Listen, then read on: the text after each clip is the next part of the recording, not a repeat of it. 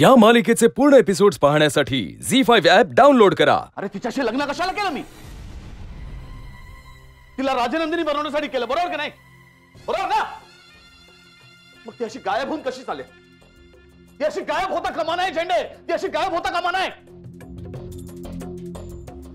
विक्रांत, सरांच्या नावाचं मंगळसूत्र घालून मिरवायला काहीच वाटत नाही। काळजी नाही घ्यायची सरांची। मॅम नाही। Shut up. या पुढे तुझ्यामुळे जर सरांच्या तब्येतीला काही झालं ना तर तुझी गाठ माझ्याशी आहे, हे लक्षात ठेवायचं। सर म्हणजे तुम्हीच म्हणता ना की हातात घेतलेलं काम कायम पूर्ण करावं म्हणून। मग आपल्या कंपनीत जो भ्रष्टाचार झालाय तो फक्त मला शोधून काढू दे। मी तिला सगळं सांगतोय, ऐकतच नाही माझं। मी तिला म्हणलं मी हे सगळं शोधतो, त्या फ्रॉड माणसाला मी शोधून काढतो। मला म्हणते नाही, मी एकदा हातात काम घेतलं की ते पूर्ण करणार। सर सर सर सर काम सर म्हणे। याचा अर्थ ती पुन्हा ऑफिस मध्ये येणार ना खुपसायला। राजेश जर काही बोलला ना झेंडे, ती सरळ माझ्यापर्यंत येऊन पोहोचेल।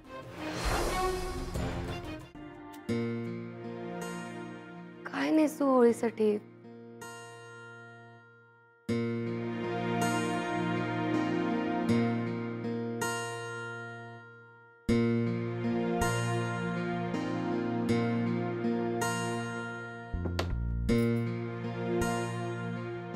साडी?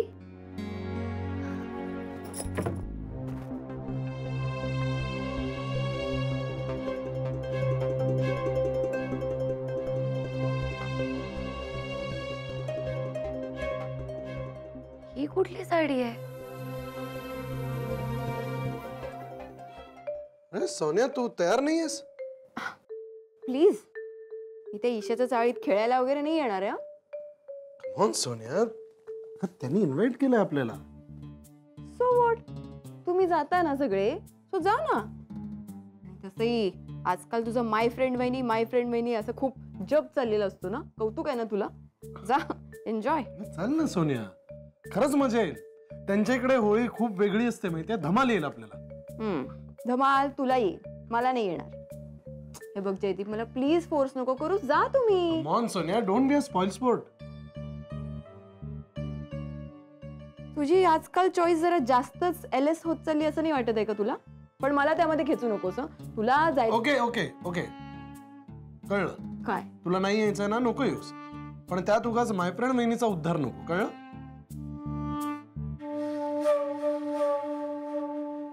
माय फ्रेंड वहिनी।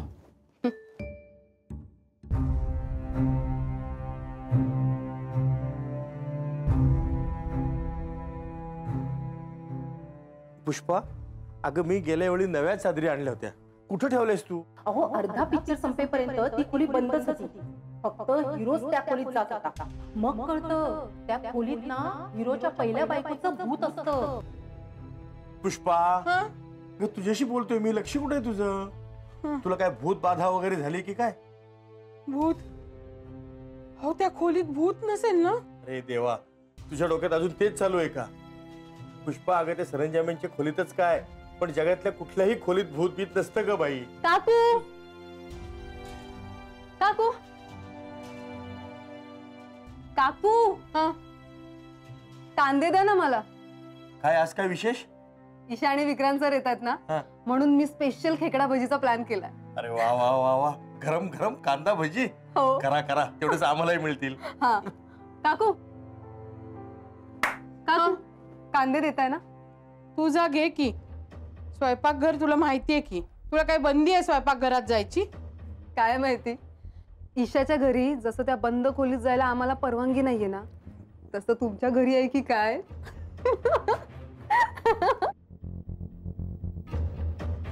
काकू, पण त्या बंद खोलीची कमालच आहे नाही?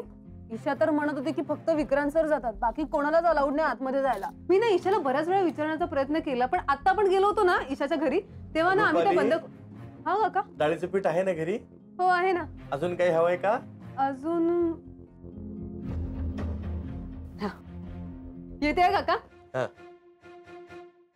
तुझे बाबा सांगत होते, तुला कोणी रंग लावायला आलं तर तू माळ्यावर लपून बसायचीस। मला नाही आवडायचं जवळ येऊन कोणी तोंडाला रंग फासलेला।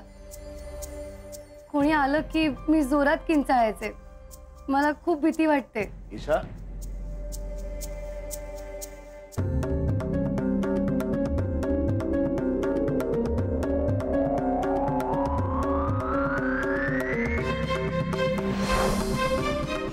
हा खलिता केवळ अकबराचा नाही कविराज, हा खलिता आहे काबूल ते बंगाल सल्तनत असलेल्या शहनशाह औरंगजेबाच्या लाडक्या शहजाद्याचा, ज्याने आपल्या बापा विरोधात बंड पुकारलं. और से सोच कर देखो सीना, बचपन से लेके आज तक संभा को हर चीज वक्त से पहले मिली, लेकिन अब वक्त से पहले उसे मौत मिली.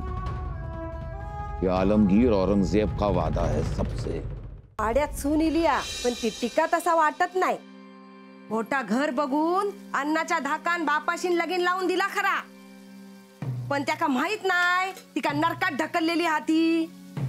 सासरो कसो हा कळल्यावर स्वतः घर सोडून जाईत बघ.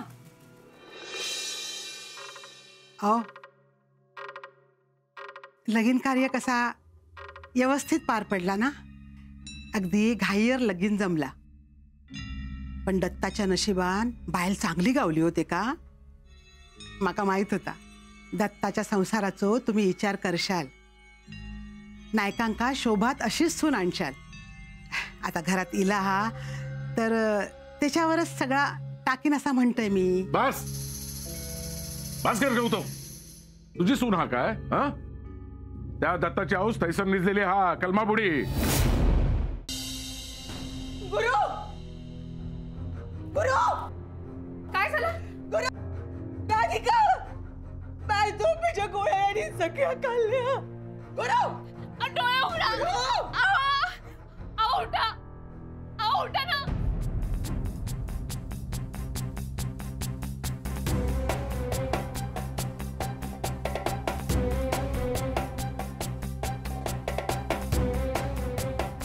आता स्टेबल आहे, पण जोपर्यंत शुद्धीवर येत नाही तोपर्यंत धोका काही टळलेला नाही. राधिका सुभेदारच्या नवऱ्याने आत्महत्या करण्याचा प्रयत्न केला. हेडलाईन चांगली आहे. पण वहिनींची काळजी घेताना व्यवस्थित. तिला म्हणले तू काय काम करू नको, मला सांग, मी करतो. कामं करायची नाहीत म्हणजे जड वस्तू उचलायची नाही. सगळ्यात महत्वाचं त्यांच्याशी चांगलं बोला. त्यांनी चांगलं ऐकलं पाहिजे, त्याच्यामुळे त्यांच्या आजूबाजूचं वातावरण एकदम हेल्दी राहिलं पाहिजे. त्याशिवाय बाळ निरोगी कसं होईल? तू गाणे ऐकत द्राक्ष काय खात बसलीस? पोहून दे जरा, हालचाल कर की. माझ्या नवऱ्याने मला सांगून ठेवले ना, अजिबात हालचाल करायची नाही, कशाला हात लावायचा नाही, म्हणून बसले. कामं करू नको म्हणजे जड कामं करू नको. हो चल बाहेर. शितले, कसलं वस्कन वाढते तिच्यावर? तू ओरडाओरड केलीस ना, त्याचा परिणाम आपल्या बाळावर होईल. हो, जन्माला ये पतूर, एकतर मला तरी याड लागल, नाहीतर या माणसाला तरी याड लागल. आज मी येणार. तू येऊन काय करणार आहेस तिथं? मला बघायचंय. लाडू, एवढं सोपं नसतंय. बंदूक घेऊन बसायला लागते तास आणि अंगावर आलं की नाही नियम धरून मारायचं. हो, तुम्ही शिकार नाही करू शकत, बंदी आहे त्याला. राणा भाऊजी आणि समधी माणसं गावच्या भल्याचा विचार करायला. तुम्ही आता उगाच सरपंच म्हणण्याआधी असलं काही निर्णय घेणं काय बरोबर नाही. आपण बंदुकीचं नाही, आपण वावड्याचं बार काढायचं. त्या सुरजाला नुसता डिवचायचा. आचारसंहितेत असा अडकितो की नाही तुम्ही बघाच नसतो. कोणी आवडला किंवा कोणाच्या बद्दल काही किंवा काही शेअर करायचं असेल तर तेव्हा तुम्हाला मैत्रिणी लागतात किंवा मित्र लागतात. आणि ते वयस त्या ज्या वयात ते शेअर करायचं होतं त्या वयातच आहे. करेक्ट. हो ना. आय बीन हां, काय हो, कसं काय त्या आठवणी सगळ्या? नाही, डोळ्यात पाण्यात काय मी जेव्हा हिला पहिल्यांदा बघितलं तेव्हा मला म्हटलं की हे आपलं मॅरेज मटेरियल इथे आहे असं तेव्हा मला वाटलं होतं. 35 वर्षापूर्वी लग्नात सुद्धा जेवढ्या गोड लाजला नसाल ना तेवढ्या आत्ता लाजला होता. तुम्ही माहिती आहे का? त्या कधीच रागवत नाहीत, चिडत नाहीत. त्याचं काय रहस्य आहे? कोणी सांगितलं? थँक्यू. तुम्ही काय श्वास घेतला? तूच फक्त तुम्ही समजून घेऊ शकला. केवढा दीर्घ श्वास घेतला पण त्यावर. कारण मला माहितीच आहे पुढचं 1.5 एपिसोड तो काय बोलणार. पण तेव्हा तुमच्या घरी जरा तरी कल्पना होती? आम्ही गोव्याला गेलो 2 जण आणि खूप मोठ्या ग्रुप बरोबर गेलो असं सगळ्यांना सांगितलं होतं. पण मग ही म्हणायची की बाकीच्यांचे फोटो का दिसत नाही. तिकडे फोटो अपलोड करायच्यात फक्त हे दोघंच. तो ग्रुप कुठे आहे? तर नेमका फोटो काढायच्या वेळेला ग्रुप मधले कोणी नसायचे. त्या ट्रिपमध्ये मी त्याला बाबांची पहिल्यांदा त्याची ओळख करून दिली. अच्छा गोव्याला. गोव्याहून परत येताना ते येताना. तेव्हा वाईत शूट करत मग होते. काय रिॲक्शन होती? काय नाही, त्याला जरा एक चालायला जाऊया म्हणून ते पण एक छोटी फेरी मारून आले तेव्हा. तुमच्याकडे असं विषय काढला की चालायला का नेतात? हे काय आहे सांगा ना मला, काय म्हणजे? काय माहिती, कारण तुम्हालाही चालायला नेलं. हो, तुमच्या मुलाला त्यांच्या सासऱ्यांनी स्वतः चालायला नेलं. नाही, आमच्या घरातलं नाहीये, ही बाहेरची लोक असं करतात.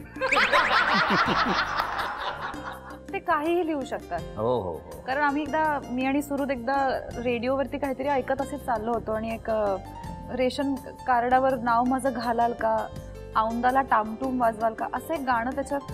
आणि मी आणि सुरुद असं म्हणलं की काय लिहितात आजकाल, कोणीही उठून येतात, ते लिरिसिस्ट होतात. नंतर कळलं ते यांनीच लिहिलेलं. मग खूप जीवात नाही, पण ही एक गंमत असते म्हणजे जसं पाहिजे तसं. हा नाही, मागाल ते पुरवू असं आहे ते, माते पू.